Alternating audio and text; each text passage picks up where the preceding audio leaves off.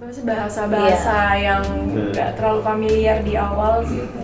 Jadi sebenarnya mungkin sama, bercandaannya sebenarnya sama. Makanya kenapa orang sekarang bisa relate dengan bercandaan itu karena emang ya maksudnya kurang lebih kayak ya ledek-ledekannya sama, tapi cara penyampaiannya ternyata beda. Itu zaman dulu nggak ada yang kayak bahasa-bahasa zaman sekarang.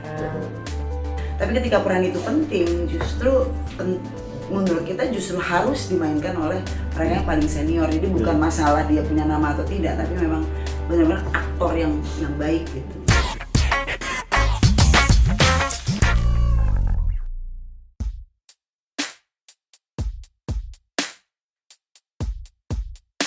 Sebenarnya waktu tahun 2017 saya dan Riri itu ke Korea untuk project lain gitu. Ada Busan International Film Festival namanya. Dan di sana kita ketemu sama CJ Entertainment gitu yang punya IP-nya, yang pemegang copyrights-nya Sunny ini gitu. Saya sama Riri belum pernah dengar soal Sunny sebelumnya gitu, film Korea ini. Kita nggak terlalu banyak nonton drama Korea, mungkin hanya beberapa film-film khusus Korea gitu yang kita lihat. Terus mereka bilang gitu, ini ada film, terus kan film ini agak mirip sama Ada Peringan Cinta, dia bilang gitu, dan kami suka banget katanya sama film Ada Peringan Cinta. Ada nggak kemungkinan kira-kira film ini bisa jadi film Indonesia? Bukan mengindonesiakan film Korea, tapi jadi struktur untuk film Indonesia gitu. Jadi justru mereka yang menawarkan. Mereka yang menawarkan. Jadi kita bawa pulang, terus saya nggak langsung nonton, Riri dulu nonton.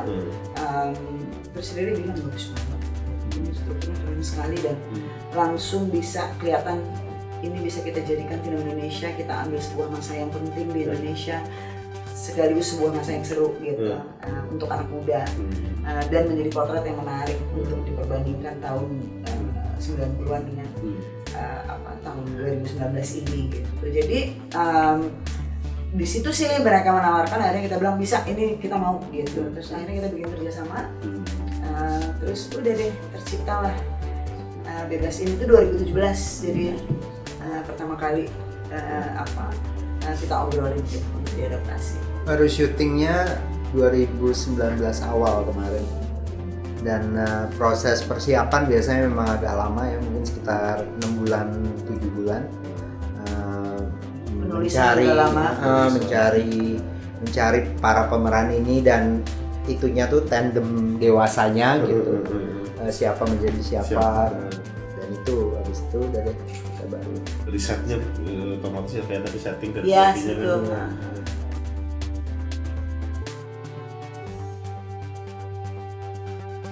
Kita selalu percaya sih itu, maksudnya itu yang justru menjadi pentingnya film, dan mungkin banyak menjadi penentu juga dari suksesnya film. Ketika film itu bicara lebih luas ke publik tentang siapa kita sekarang gitu.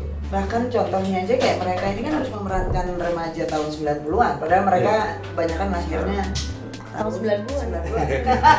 Akhir bahkan di latar tahun 95 itu kita belum lahir. Iya, jadi kita berpikir apa cara terbaik selain mungkin berdiskusi, memberi mereka referensi, nonton film. Iya. Mereka kita ajak nonton film di tahun-tahun itu ya, film tahun itu ya. Siapa? Desi Ratnasari ya. Ya bukan sih. Kamu nonton nggak Blok M? Ikut nonton nggak? Enggak ya. Oh kamu nggak ikut nonton Blok M ya? Oh krunya ya yang kita ajak nonton Blok M ya. Untuk lihat fashion, bagaimana laksana saat itu.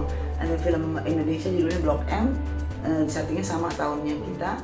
Terus pakai seragam SMA, pakai ini, jadi bisa langsung punya bayangan ya, karena itu dia jadi kayak rekaman. Betul. Rekaman dokumentasi tadi itu. Iya, masa. Sudah didandanin deh mereka. Gitu. Tapi kita nggak usah hidup di zaman itu, kita udah bisa merasakan. Sudah merasakan ya. Oh jadi gini ya.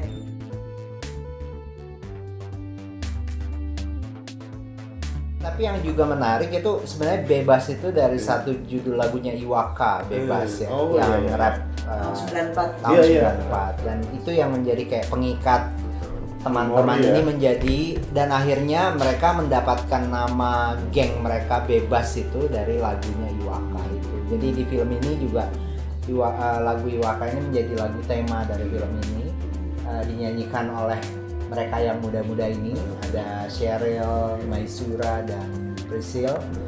Jadi dirilis ulang lagunya udah dapat respon cukup baik juga di publik musik gitu, musik Indonesia, penggemar musik.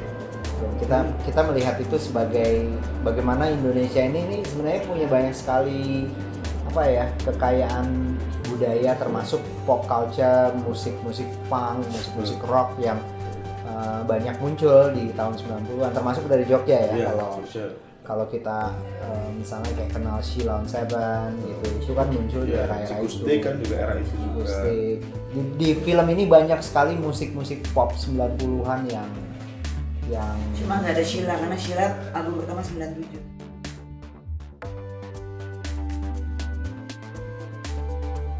Syuting semua di Jakarta, 90% lebih di Jakarta, tapi kita ada sedikit adegan yang keluar tidak jauh-jauh sih, cuma di sekitar Bogor ya. Tapi memang film ini memang memotret juga Jakarta dan bagaimana Jakarta dulu dan sekarang. Kita film yang pertama kali bisa syuting menggunakan MRT Jakarta. Jadi itu juga kayak penanda zaman. Betul.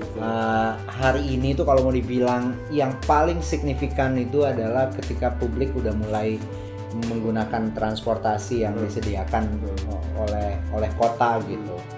Dan itu tergambar banget gitu di film ini. Dan ada sedikit bandingannya di masa lalu. Jadi itu nostalgia itu adalah satu hal yang di film ini memang menjadi bagian penting ya, dengan segala macam warnanya. Ada warna yang indah karena romantik dan cinta remaja yang kadang-kadang konyol dan lucu gitu, tapi ada juga persoalan-persoalan yang lebih kayak persahabatan sama ya realita gitulah, bahwa hidup kita tuh kadang-kadang dulunya bisa sangat ya kayak tadi Mas cerita gitu ya, yang penuh nostalgia, yang menggambarkan challenge waktu gitu, tantangan masa waktu itu, dan atau kadang-kadang manis banget dulu, tiba-tiba sekarang realitanya kok banyak pertanyaan ya.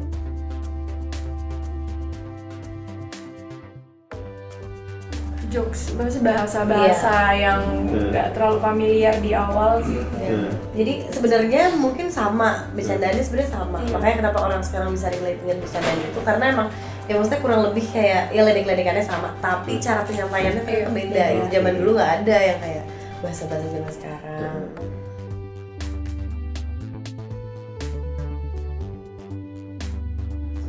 Ini mungkin Riri bisa nambahin, tapi saya sama Riri selalu merasa bahwa ketika ada peran dalam sebuah cerita atau dalam skenario yang sebenarnya dia tidak panjang tapi penting, kecenderungan orang pasti berpikirnya, orang tuh maksudnya yang berproduksi, ngapain kita harus pakai bintang, nanti harus bayar lah, harus ini, schedule-nya susah, kenapa nggak kita pakai yang ada aja gitu, toh mainnya cuma sedikit, 1 scene 2 scene. Tapi ketika peran itu penting, justru menurut kita justru harus dimainkan oleh orang yang paling senior. Jadi bukan masalah dia punya nama atau tidak, tapi memang benar-benar aktor yang baik gitu.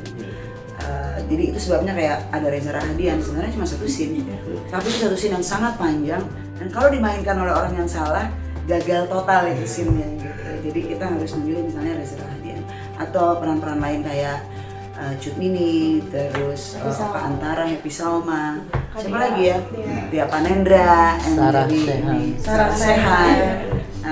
Itu memang mainnya sedikit-sedikit, tapi kalau yang main tidak ini ya nggak bagus, kita bisa jadinya hilang gitu. Itu sih, gitu ya Ri? Setuju Ri? Dia kayaknya udah yes.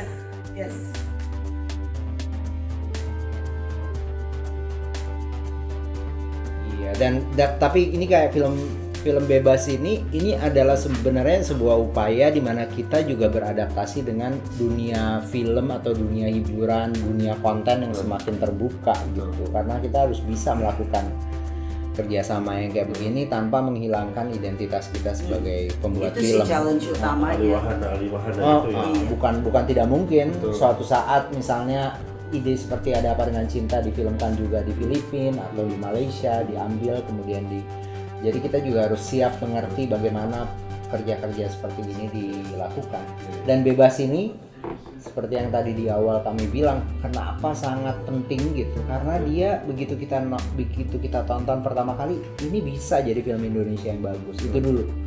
Begitu dia bisa jadi film Indonesia, baru dia, tidak semua juga ide cocok kan, maksudnya nggak mungkin kita semua film Hollywood yang bagus kan laku di sini gitu, kita ambil, atau laku di dunia kita ambil. Dan tentunya ya partner kita juga, si pemilik IP Korea ini juga dia paham betul gitu bahwa kalian yang bisa membuat ini menjadi film Indonesia. Kami justru tidak bisa memberikan komentar apa-apa gitu untuk bilang bahwa kok gini nggak bisa gitu, karena yang kenal dengan Indonesia ya kami gitu. Jadi mereka juga kepengennya itu menjadi film kita gitu, film kita semua, bukan film mereka lagi gitu. Dan Bebas ini sebenarnya juga sudah diadaptasi di Vietnam, menjadi film Vietnam dan Jepang ya, dan film Jepang. Jadi emang menarik, strukturnya ini struktur yang ini buat contoh penulisan gitu, bahwa ketika ceritanya sendiri strukturnya bagus, kita bisa menjadikannya dalam bentuk-bentuk gitu. Halo Yogyakarta pembaca KR. Kami dari film Bebas. Jangan lupa saksikan film Bebas mulai di bioskop tanggal 3 Oktober. Jangan lupa Serbu bioskop.